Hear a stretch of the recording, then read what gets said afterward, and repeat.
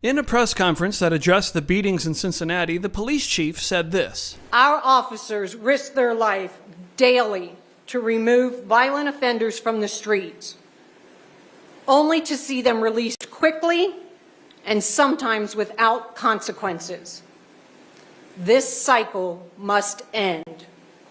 Now, the woman who was beat to an inch of her life is echoing that sentiment. The judges who are just letting people out with a slap. The man who attacked me and might have permanently damaged me forever should never have been on the streets, ever.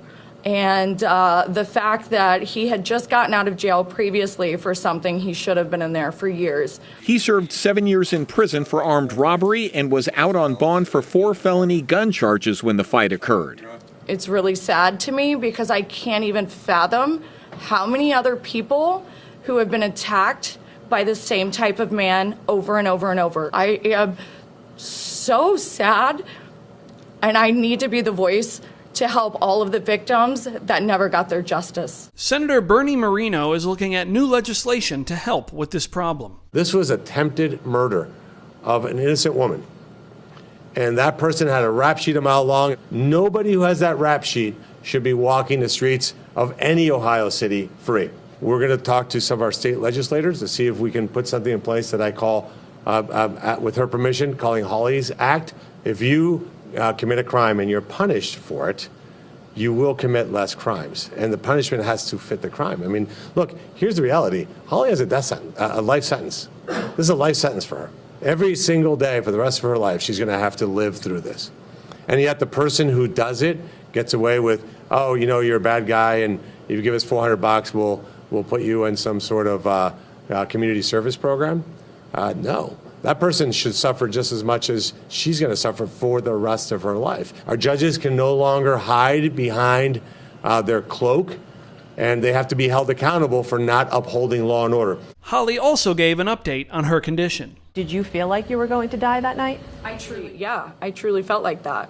And I still, am just shocked that I didn't. So are my doctors. My brain comes and goes a little bit, my memory. In my body, they call it the aftershock. The doctors, the first couple of days, it was really just here. And now it has just completely gone into my whole body. Like, I'm having a lot of trouble just walking, moving, getting out of bed. The biggest thing that I think really upsets me is the desensitization of humans, where there's a brutal attack, attempted murder in front of you, and they all think, oh, cool, let me get my phone and record it. I truly hope that in the future there's some sort of bill to where somebody has to be prosecuted or at least fined if they don't call 911 first to save someone's life. But let's remember, the suspect is actually a really good guy, and you would probably attack somebody if you were, supposedly, called a racial slur too. He's a wonderful guy. He did his time, as they said it, but since he did his time, he has changed his life completely.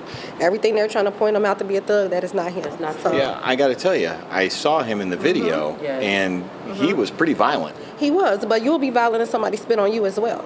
You'll be violent if somebody calls you a racial slur. The one part of the story that I found, honestly, I'll just use the word despicable, is when Holly was lambasted in the media as a Russian woman who fled to her country. As you can see, she has neither fled nor is a Russian woman somebody who's born and raised here in Ohio. These Russians was walking down the street, and on the video, he said, "You want to mess with these Russians?" And he smacked the first guy, But it wasn't like they thugs. My child is in school. He had 5 kids. He's on the B honor roll in school. And he's not the thug that they put out. Cincinnati Councilwoman Victoria Parks appeared to blame the victims, commenting on a Facebook video, quote, "They begged for that beatdown. I am grateful for the whole story." I reached out to Parks' office and was told she was on vacation. She later confirmed to WOWT that she stands by the post.